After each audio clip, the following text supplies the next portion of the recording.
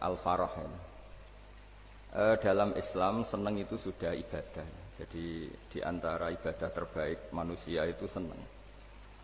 Jadi kalau analoginya kita dikasih rumah teman atau mertua atau guru atau siapa saja, hal paling menjengkelkan itu ya sudah dapat gratisan gerutu. Gerutu itu geremeng. Nah ini kita sudah pakai buminya Allah itu gratis, pakai airnya ya gratis, pakai oksigen ya gratis. Kok masih gerutu, itu sudah jadi hamba yang enggak benar itu. Jadi bayangkan kalau kita pakai oksigen bayar, pakai buminya bayar, pakai airnya bayar semua. Kayaknya kita tidak mampu membayar. Dan kita sama Allah hanya disuruh ikrar, disuruh sujud. Pentingnya ilmu satu bahwa itu akan menjadikan satu perilaku. Misalnya begini ya, dulu itu kiai-kiai Jawa zaman dulu itu berpatokan karena dulu pemerintahan Hindia Belanda, seorang lagi masih pemerintahan Hindia Belanda. Itu dalil yang sering diutarakan itu sebaik-baiknya umara itu yang datang ke ulama, atau sejelek-jeleknya ulama itu yang datang ke umara. Tapi semenjak pemerintahan Indonesia dan kemudian ditandai beberapa tokoh kayak Gus Wahid putra Kiai Hasyim jadi Menteri Agama, ada Gus Wahid putra Kiai Wahab juga jadi Menteri Agama, ada Kiai Fathur Rahman keluarga Mbah Maimun, keluarga Sarang juga pernah jadi Menteri Agama. Kemudian bersamaan dengan itu dibangunlah satu pegangan ilmu. Pegangan ilmu ini penting karena ini yang mengilhami semua orang Islam, terutama ya utamanya ulamanya. Ada seorang ustadz, seorang guru ngaji yang karena melihat rata-rata penguasa itu zalim ya, datang ke Harun ar-Rasyid. Ini perlu disemak, datang ke Khalifatullah atau Amirul Mukminin Harun ar-Rasyid. Karena beliau seorang raja tentu terduga lah, atau ya umumnya atau gimana lah istilahnya. Itu ya rata-rata ya agak seenaknya, namanya raja, namanya penguasa. Ini dalam pikiran ustadz itu, tidak mesti dalam fakta. Kemudian si ustadz itu matur, ya Amirul Mukminin, inni nasihun lak famusyaddidun alaika fala tajidanna fi nafsika syai'an. Saya ini mau nasihati Anda, kemudian saya cara nasihati itu keras. Tolong jangan dimasukkan hati. Dia bilang famusyaddidun alaika. Saya nanti kalau nasihati itu keras sekali. Tolong dimaklumi karena ini penting, karena Anda harus dinasihati secara keras. Tapi sebelum nasihat itu diutarakan, kata Harun ar-Rasyid, karena beliau Bani Abbas dan beliau orang alim, termasuk muridnya Imam Malik. Kata Harun ar-Rasyid, uskut, kamu diam Ustaz. Inna Allaha ta'ala arsala man huwa khairun minka ila man huwa syarrun minni. Wa ma'adhalika yaqulu Allahu ta'ala faqula lahu qawlan layyinan la'allahu yatadzakkaru aw yakhsha. Jadi ini sekaligus etika dan norma ya bagi semua dai di Indonesia dan semua kita. Wahai Ustadz, kamu diam. Allah Ta'ala itu ngutus orang yang lebih baik ketimbang kamu, yaitu Nabi Musa, ke orang yang lebih jelek ketimbang saya, yaitu ke Fir'aun. Itu saja harus pakai etika, faqula lahu qawlan layyinan. Kamu harus ngomong yang halus. Jadi intinya ini Harun ar-Rasyid komplain. Kamu itu kalau jadi ustadz ngaji kira-kira gitu.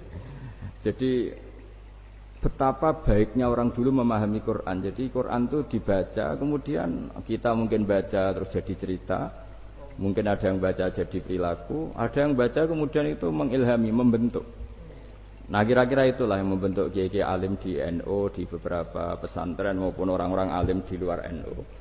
Asal ngajinya dan bacanya seperti kita, pasti seperti itu karena cara berpikir tadi sudah. Jadi akhirnya si ustadz tadi keluar dan minta maaf, anta a'lamu minni, ternyata engkau lebih alim ketimbang saya.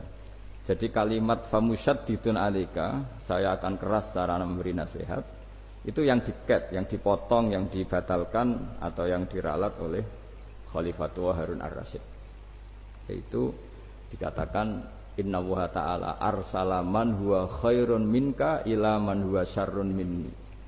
Yaitu Allah mengutus orang yang lebih baik ketimbang kamu, yaitu Nabi Musa, ke orang yang lebih jelek ketimbang saya, yaitu Fir'aun, itu pun harus faqula lahu qaulal layyinan. Cara berdakwah harus dengan kata-kata yang halus, yang lembut, yang indah. Dan dengan kata-kata itu diharapkan la'allahu yatadzakkaru aw yakhsha. Semoga yang didakwai menjadi ingat.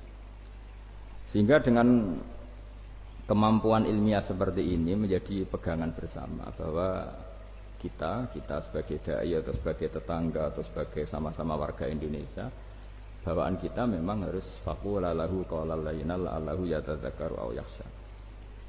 Kemudian dalam disiplin ilmu yang lain, halus itu tidak kuat. Angin itu ya halus, tapi kalau di manage itu jadi kekuatan yang dahsyat. Begitu juga air dan sebagainya. Sehingga tidak perlu khawatir terus kalau dakwah halus itu tidak punya efek yang signifikan. Tidak juga. Allah Ta'ala itu pengelola angin. Angin itu kekuatannya dahsyat, sehingga Nabi Sulaiman dikasih kekuatan angin dan bisa terbang kemana-mana. Kemudian sekarang jadi teknologi yang banyak memanfaatkan angin, mulai rem, mulai apa saja. Sehingga dari cerita saya ini kemudian terus kiai-kiai itu membentuk dakwah termasuk di ekonomi dengan cara yang rileks. Nah, cara rileks itu satu tentu dimulai dengan ilmu. Misalnya begini, saya beri contoh. Ketika ada orang melafadzkan kalimat la ilaha illallah, tiada Tuhan selain Allah. Kemudian kalimat ini mungkin kalau orang NU baca itu rutin ya, karena kiainya kelamaan ya yang ikut sambil tidur ya. Kalau tahlil itu disebut kiai tertentu itu mesti yang belakang wah suwi itu kalau kiai itu lama itu. Nah kiainya juga karena jadi lakon ya kan lebih semangat karena pegang mic. Biasanya gitu di NU itu. Kalau khotib mesti semangat karena yang pegang mic, yang dengerin mesti ngantuk karena monoton itu. Karena yang mendengerin sudah tahu pasti nyuruh baik meninggalkan yang jelek. Jadi ilmunya sudah disimpulkan dulu. Setiap yang tidur di masjid mesti tak tanya kenapa tidur. Ilmunya tidak ada perkembangan, Gus, nyuruh yang baik meninggalkan yang jelek. Tapi kalau ilmunya agak ada perubahan kan dengar semua pasti nyuruh yang jelek meninggalkan yang baik. Karena watak manusia itu agak-agak suka fitnah, itu suka geger. Tapi kalau monoton itu mesti enggak itu. Tapi yang menjadi pegangan kita, saya ulang lagi, itu ilmu dulu. Saya ulang lagi itu ilmu dulu. Saya berkali-kali menyontohkan, kalau ada orang kafir, orang yang tidak bersyahadat 70 tahun, kemudian dia bersyahadat sekali saja di akhir hayatnya. Itu kata Allah, qulil ladzina kafaru iyantahu yughfar lahum ma qad salaf. Katakan ke mereka yang kafir, jika dia mau bersyahadat, itu masa lalunya diampuni semua. Sehingga kedahsyatan kalimat ini luar biasa. Orang yang kafir 70 tahun saja barokahnya la ilaha illallah ini dosanya bisa diampuni semua. Nah kemudian karena ilmu ini tidak begitu populer atau kurang dipopulerkan atau kita sendiri kurang menghayati, sehingga la ilaha illallah itu lebih dianalisis cara lafadz ini, pelafatannya ada sanadnya ndak ya gitu. Terus cara melafatkan bareng-bareng seperti itu ada tumpengan ini bid'ah enggak ya.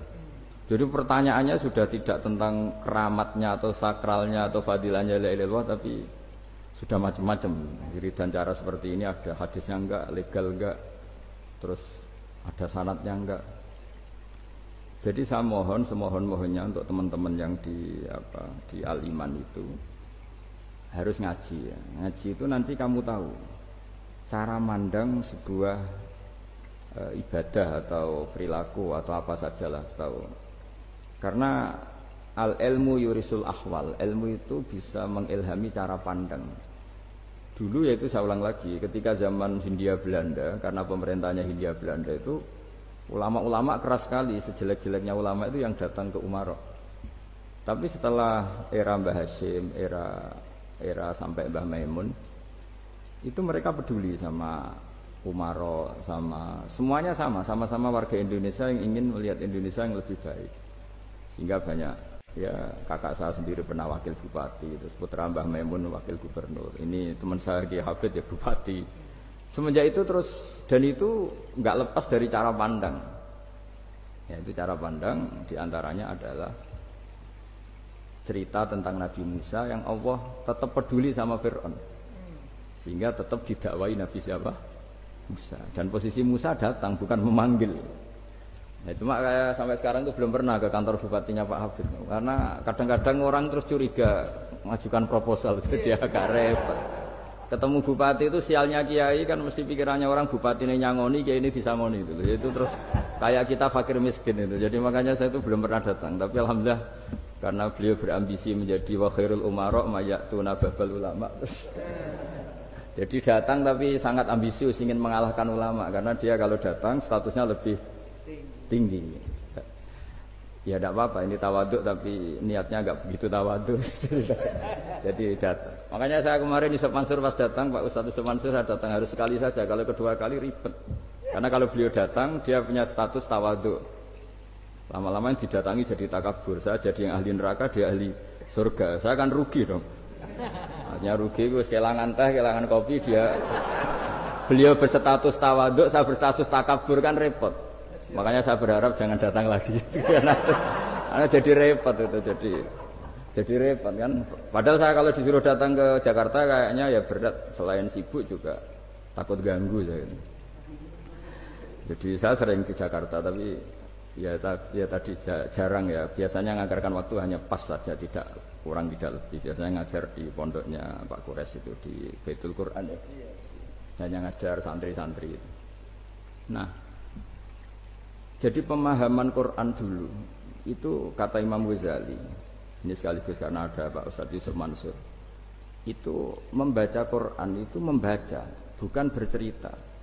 Kalau kamu membaca seperti ini, kunta qori'an, kamu pembaca. Pembaca itu yang mengambil pelajaran. Tapi kalau kamu hanya cerita, itu namanya kunta hakian. Sebenarnya Anda tidak membaca Quran, tukang cerita. Misalnya tadi cerita Nabi Musa datang ke Fir'aun. Itu kalau kamu hanya cerita, wah dulu itu ada orang namanya Fir'aun didakwai Nabi yang namanya Musa. Ya namanya tukang cerita. Kalau kamu pembaca tidak gitu. Betapa baiknya Allah, orang sengawur Fir'aun saja inginnya Allah masih ingin diselamatkan dengan mengutus Nabi Musa kekasihnya. Itu namanya kunta qori'an, kamu pembaca betul, bukan kunta hakian, kamu tukang cerita. Begitu juga seterusnya tentang Quran ayat-ayat seterusnya. Sehingga yang diharapkan dari pembacaan Quran itu memang kita sebagai ahli baca, ahli mu'tabir ya, ahli yang ngambil pelajaran, bukan tukang apa? Cerita. Sehingga dulu ketika Sayyidina Umar radhiyallahu anhu ketika membuka Baitul Maqdis atau Baitul Muqaddas dan diajak syukuran, pesta-pesta makan itu. Beliau enggak mau. Ketika ditanya kenapa engkau enggak mau, alasannya itu langsung beliau baca Quran. Jadi saya punya sekian contoh. Saya ulang lagi, saya punya sekian contoh. Orang-orang dulu dengan Quran itu menyatu, bukan sekedar dihafal tapi menyatu. Sehingga bawaannya itu sudah Qurani, sudah Qurani. Saya beri contoh pertama Rasulullah SAW, nanti Umar kedua. Rasulullah itu pernah enggak makan sampai 3 hari. Terus ditanya oleh sahabat, lalu kekuatan engkau bisa hidup apa? Terus menghentikan al-aswadani, maksudnya itu tamar dan air, hanya makan kurma dan air. Tapi beliau tidak ketemu roti atau tidak ketemu nasi lah kalau orang Indonesia. Ketika hari ketiga dikasih makan oleh sahabat, dipotongkan kambing, kemudian baru makan 3 lukmah, kira-kira ya 3 asupan nasi, berhenti. Padahal sahabat yang lapar sama dengan Rasulullah itu membayangkan Nabi itu sampai kenyang, sampai apa. Tapi ketika ditanya, seperti ini pun nanti ada hisabnya. Walatus alunna yauma idzin anin naim. Jadi acara makan-makan gini itu nanti ada hisabnya. Nabi nangis. Akhirnya sahabat nggak jadi nerusin makan. Jadi ketakutan orang dulu sama ketika Sayyidina Umar dijak pesta ketika memenangkan Baitul Maqdis itu. Inna wa ta'ala ayyara qauman. Allah itu mengkritik sebuah komunitas kaum karena apa? Adhabtum thayyibatikum fi hayatikum ad-dunya wastamta'tum biha. Kamu adalah orang-orang yang jatah nikmat kamu sudah kamu habiskan di dunia. Adhabtum itu kalian habiskan jatah kenikmatan kamu di dunia. Wastamta'tum biha, kamu di dunia sudah berpuas-puas. Maka jatah Anda sekarang di akhirat habis. Sehingga Sayyidina Umar enggak mau pesta-pesta karena takut jatah nikmatnya habis. Kata beliau terus astabqi thayyibati, akan saya sisakan sisi-sisi kebaikan saya supaya tidak habis. Corong Jawa itu aja dientek-entekno biar jatahnya masih. Sehingga di dunia kiai itu ya meskipun saya akrab bupati akrab mungkin wakil gubernur saya itu ya jarang ketemu. Karena kalau orang Jawa bawaannya ketemu ya makan-makan, guyon-guyon. Nak keterusan ras do mlebu swarga. Makanya saya pastikan Pak Yusuf Mansur ke sini tidak akan saya jamin, biar aja, biar jatahnya masih. Jadi ini bukan karena saya bakhil, biar jatahnya masih. Ya, jadi itu ilmunya kiai. Nah, efek dari ilmu ini dahsyat. Kalau Anda berpikir tentang nasib Anda di akhirat, nanti bawaannya juga tidak akan mudah menyalahkan orang lain, tidak akan menghakimi orang lain karena sibuk dengan dirinya sendiri, tapi tidak dengan makna egois, tapi makna orang baik itu siapa? Orang yang sibuk dengan aib pada dirinya, dengan kekurangan pada dirinya, saking sibuknya mikir aibnya sendiri, tidak sempat mengoreksi aibnya orang lain. Itu awal ilmu. Ilmu itu tidak dimulai dari larangan. Kalau larangan karuan, tidak termasuk ahli surga orang yang suka mengadu domba, tidak termasuk orang baik yang cari kesalahan orang lain. Itu namanya pelarangan. Tapi ilmu itu di atas nahi, di atas pelarangan itu. Kamu punya kesadaran bahwa kamu itu yang penting selamat dulu, jangan memikirkan orang lain. Dengan makna bukan egois, tapi dengan makna supaya tidak menyalahkan orang lain. Nah, saya termasuk ya boleh dikatakan kiai lah, yang paling fanatik bahwa semuanya itu harus dimulai dari ilmu. Ya saya ulang lagi, dimulai dari ilmu. Nah, dari sini kemudian saya berharap Indonesia menjadi damai, menjadi baik. Itu bukan karena kita baik-baik banget, ya tidak mungkin kita ada nabi, tapi karena sudah sibuk dengan memikirkan kesalahan diri sendiri. Sehingga misalnya kita baca Quran, Rabbana zalamna anfusana, lalu kita langsung ingat betapa hubungan kita dengan Allah itu harus ikrar dulu, merasa zalim dulu, merasa salah dulu. Nah, kalau semua orang merasa salah di depan Allah itu mesti bawaannya enggak mudah menyalahkan orang lain, karena kita bilang Rabbana zalamna anfusana. Nah, itulah ilmu-ilmu yang mungkin banyak pembaca Quran tapi hanya baca, atau kalau baca ini tok disebut al-haqi, ahli cerita. Yang dibutuhkan tuh al-qari, pembaca kemudian mu'tabir, kemudian mau beriktibar. Seperti yang dilakukan tadi Harun Ar-Rasyid tadi. Inna wa ta'ala arsala man huwa khairun minka ila man huwa syarrun minni. Wa ma'adzalika yaqulu wa ta'ala faqula lahu qaulal layyinan. Ini kamu tidak usah memaksakan musyaddid keras sama saya, karena Allah Ta'ala telah mengutus orang lebih baik ketimbang kamu, yaitu Nabi Musa, ke orang yang lebih jelek ketimbang saya, yaitu Fir'aun. Itu saja harus beretika. Faqula lahu qaulal layyinan la'allahu yatadzakkaru aw yakhsha. Dan alhamdulillah bawaan kita sebagai orang timur atau orang Jawa itu kalau mau ngandani orang itu halus sekali. Di antara bentuk kehalusan kata-kata diceritakan di ayat lain ketika Nabi Musa ketemu Fir'aun. Dawuhnya begini, fakul apa itu yang di juz 30 yang juz 30 ini yang bagian dari, kan tadi hanya fakul lahu qaulal layyinan. Lahu qaulal layyinan itu bentuknya apa? Ya, bentuknya apa?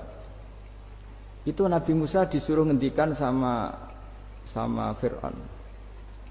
Apakah kamu mau saya nasihati? Fakul halaka ila antazakka.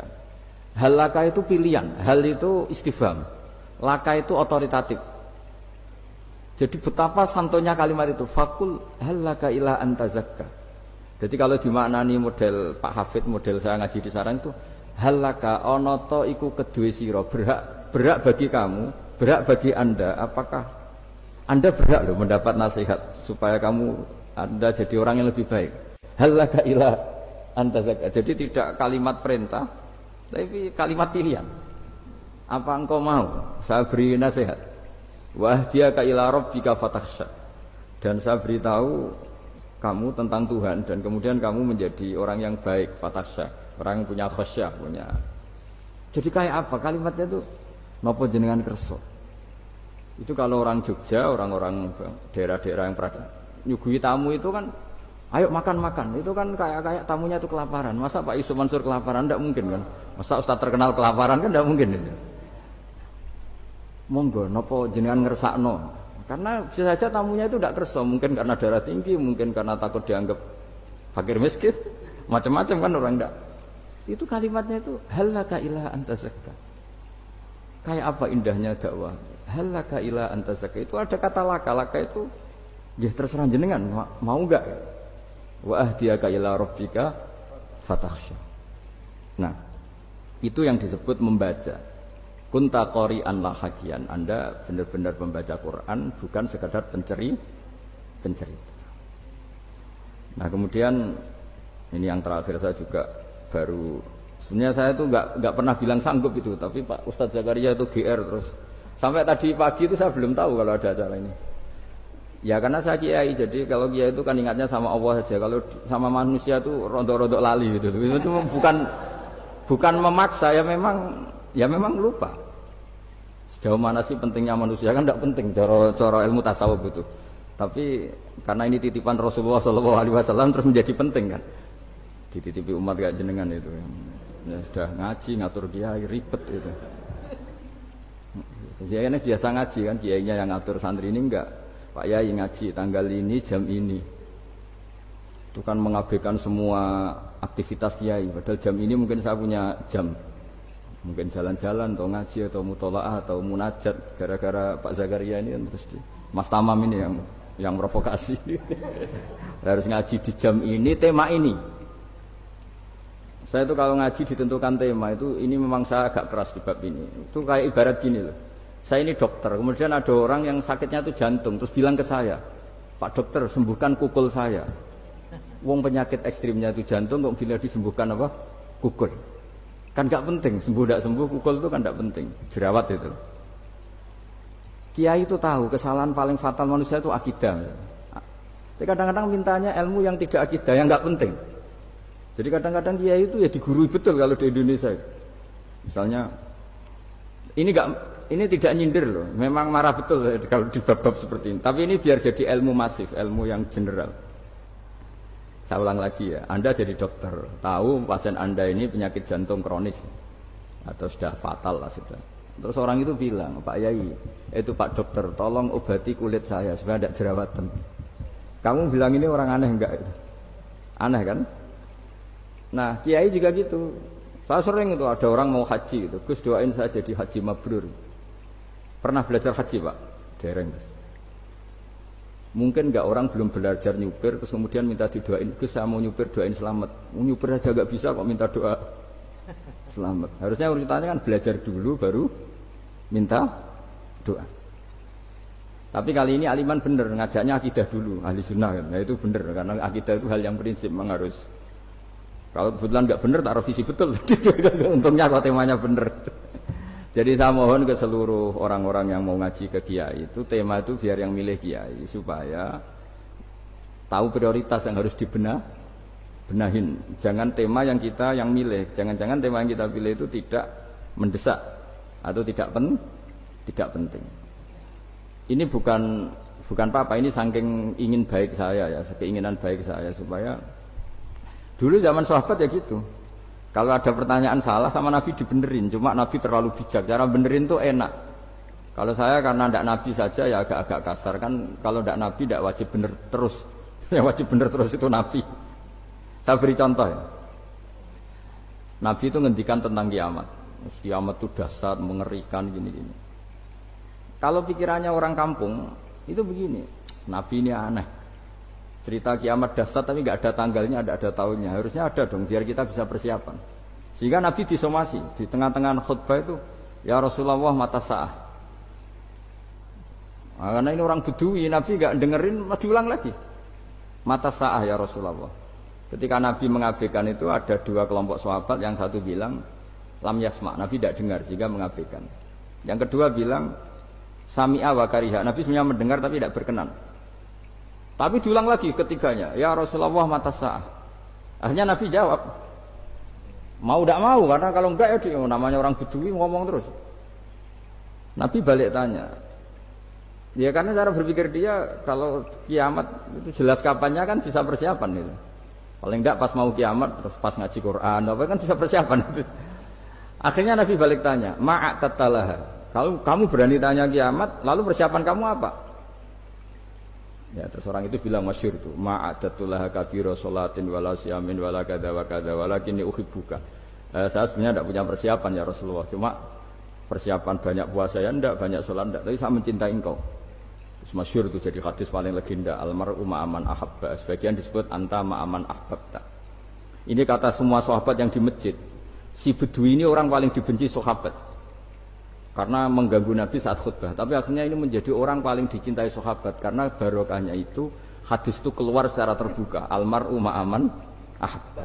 Sebagian riwayat yukhsyarul mar'u ma'aman ahabba, nanti orang akan sowan sama Allah bersama orang yang mereka cintai. Nah itu sahabat-sahabat fama farihu ba'dal Islam farahahum bihadal hadis. Mereka tidak pernah senang setelah masuk Islam sesenang hadis ini. Karena kita tidak perlu soleh-soleh banget, cukup menyintai orang apa? Soleh gitu. Makanya saya sekali bilang itu ya, kadang-kadang saya jadi orang alim itu ya rugi. Ruginya tadi. Misalnya untuk menjadi orang alim kan harus hafal Quran, ngaji Bukhari, Muslim, Ikhya. Ternyata pengumuman kedua orang nggak bisa apa-apa. Gelombang kedua para pecinta, waduh, itu kan repot ya. Jadi kita yang jadi orang alim susahnya bukan main, ternyata disaingi pengumuman kedua dan para pecintanya. Wah itu kan akhirnya ketemu orang-orang nggak jelas tadi itu.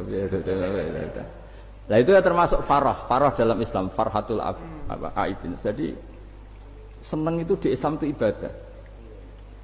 Ya kul bi fadlillah wa bi rahmati fa bidzalika falyafrahu. Senang itu diperintahkan Allah.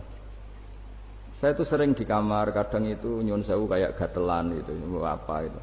Ya agak kukur-kukur terus merengut saja malu. Malu saya itu dilihat Allah kok kayak agak ridho itu malu. Ya kayak tadi lah, kamu dikasih rumah gratis, kemudian pas yang ngasih datang kamu kelihatan cemberut, itu yang ngasih kan mangkel. Jadi dikasih gratis masih cemberut. Sama hubungan kita dengan Allah itu semuanya dikasih gratis.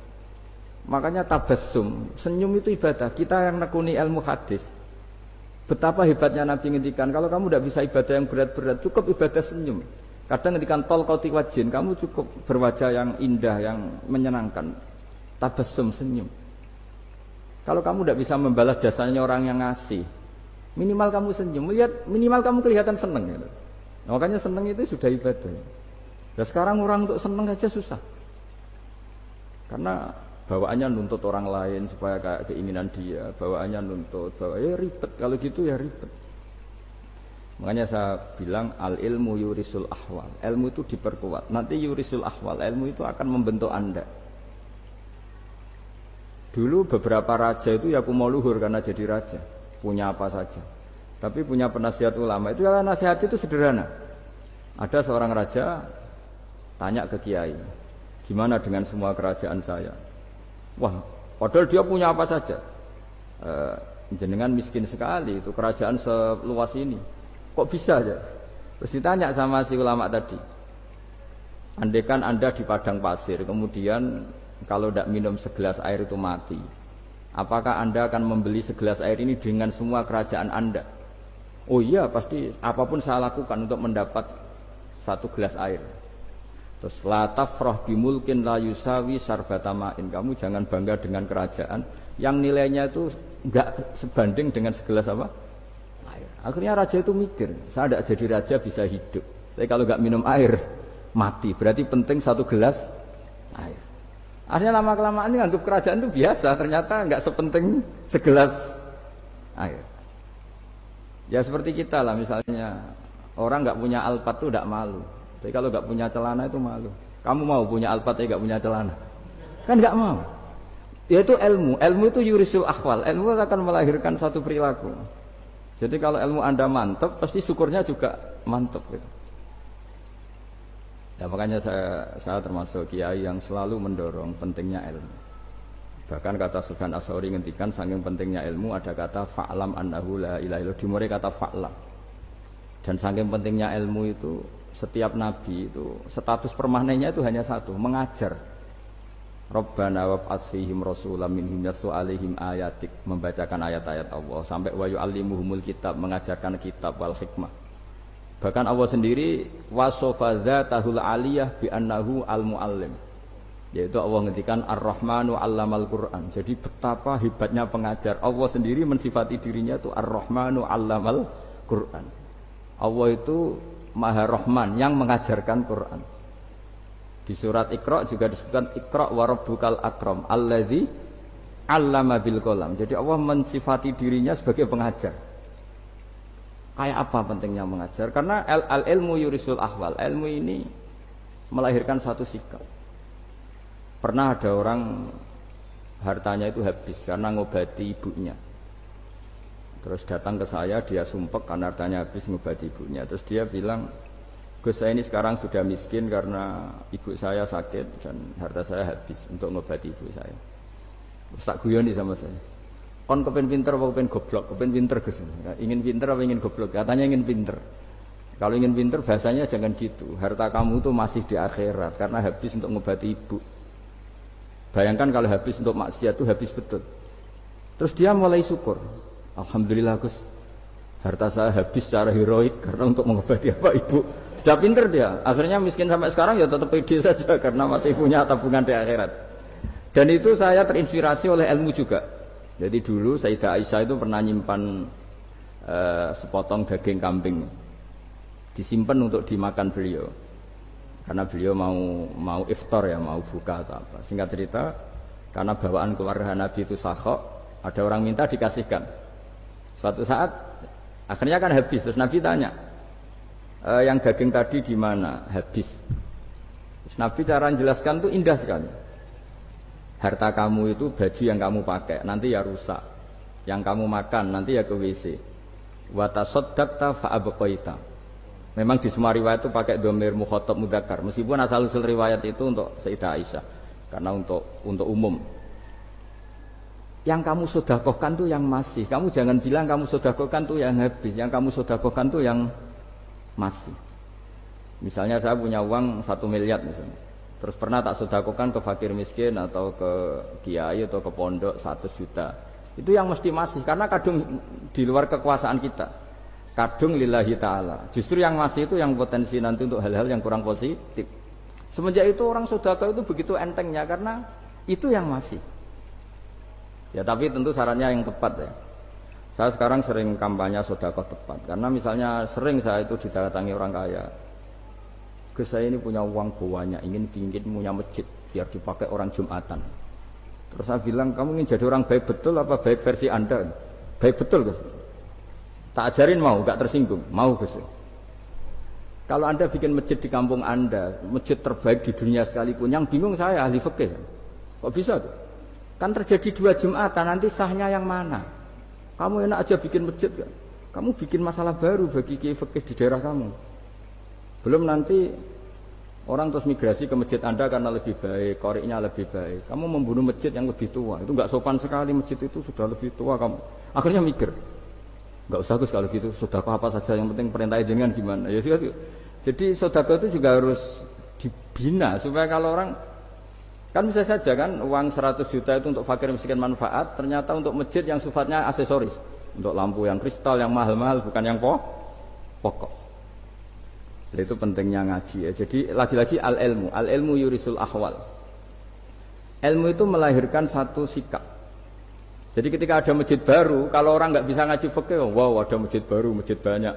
Tapi kalau yang ngaji fikih ngerti ini malah ada masalah baru karena ada ta'dudul Jumatan. Gimana hukumnya 2 Jumatan dalam kondisi yang tidak mendesak. Makanya sekarang saya baru kampanye itu. Dulu itu kalau ada masjid banyak itu kan faktornya beda ormas. Beda pemahaman atau agak jauh, masih hukum sosial atau bawaan kondisi. Misalnya di dekat UGM itu ada masjid kampung pertama, bawaan masjid karena ada kantor besar atau bawaan ada pabrik besar atau ada sekolahan besar. Tapi sekarang itu ada pertanyaan baru, ada masjid baru karena ada orang kaya ingin bikin masjid. Itu gimana itu hukum? Nah, tapi kalau orang nggak nekuni fikih itu ya langsung wah bagus untuk bangun masjid. Bagus piye gene sing kangelan memfikihkan tadi.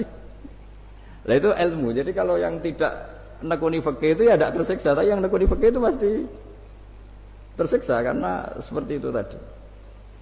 Ya jadi saya mohon di antara cara kita dakwah secara damai itu dimulai dari Rabbana zalamna anfusana. Itu dipakai Nabi di redaksinya diganti dengan makna supaya kita per individu matur Allah apa ini zulam tu nafsi zulman kabiron katsiron. Nah, bawaannya orang mengaku zalim, mengaku salah itu kan sudah tidak sempat mikir salahnya orang apa lain. Dan dari sini kemudian dia jadi orang yang tawadhu, yang ubudiyah, yang macam-macam.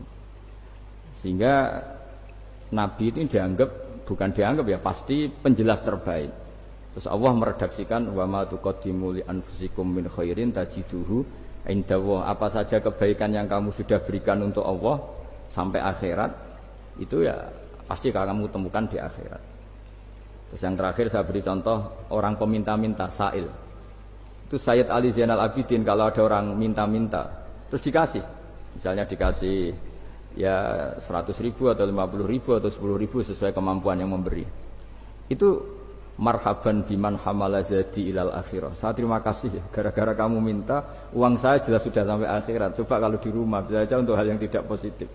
Jadi bawaannya itu cara pandang itu rubah.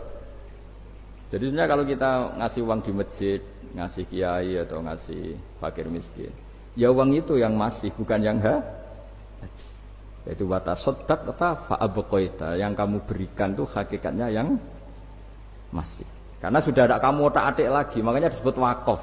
Sebenarnya wakaf itu dulu secara makna lughat, saya ulangi secara lughat. Maknanya itu sudah berhenti, wakfun maknanya berhenti. Nah, sedekah itu dari kata sedekah maknanya benar. Orang yang sering sedekah berarti imannya benar. Orang yang uang sudah diberikan berarti dia sudah terputus, wakaf berhenti dari hubungannya dengan dia. Sudah dikasihkan berarti selesai. Sehingga wakaf dan sedekah itu sebenarnya maknanya saling melengkapi. Kemudian orang-orang fikih karena ada disiplin ilmu tertentu, wakaf itu untuk sedekah yang permanen, yang abadi, kemudian sedekah untuk infak. Tapi itu kan hanya istilah-istilah dalam disiplin ilmu. Sebetulnya kalau pakai ilmu yang umum, sedekah ya bisa disebut wakaf, wakaf ya bisa disebut apa? Sedekah. Karena maknanya sedekah itu wakaf. Wakaf itu apa? Qat'u raqabatil malik an hadal mal atau an mali. Hubungan pemilik harta ini terputus dari harta itu. Jadi misalnya saya sudah wakaf tanah ini ke masjid, sudah diterima. Buat saya kepikiran gadekan atau menjual sudah tidak bisa, sudah berhenti di situ saja hubungan saya dengan kepemilikan harta itu. Makanya disebut apa? Wakaf. Dan kalau saya wakaf berarti menunjukkan kebenaran iman saya karena sudah menafkahkan sebagian harta untuk Allah Ta'ala. Disebut sodik, sodak. Makanya bahasa Arab itu gampang ya. Kalau sodal qof, sodako. Orang kalau bayar mahar disebut sodak karena menunjukkan cintanya. Teman yang setia disebut sodik karena ya benar dalam berteman. Abu Bakar disebut as-siddiq karena sangat membenarkan kanjeng Nabi dan seterusnya dan seterusnya. Ya, jadi semoga ayat tadi, dan saya mohon maaf karena ya memang saya kalau ngaji ya alami seperti ini, tapi insya Allah barokahnya alami itu menjadi ikhlas, tidak tasonnuk, tidak riak, tidak tebar pesona kalau dalam bahasa itu. Yang jelas saya inginlah bahwa ayat yang saya baca tadi benar-benar jadi pegangan bersama. Faqula lahu qawlan layyina la'allahu yatadzakkaru aw yakhsha. Saya mohon maaf. Assalamualaikum warahmatullahi wabarakatuh. Jangan lupa like, komen, dan subscribe Parto Channel.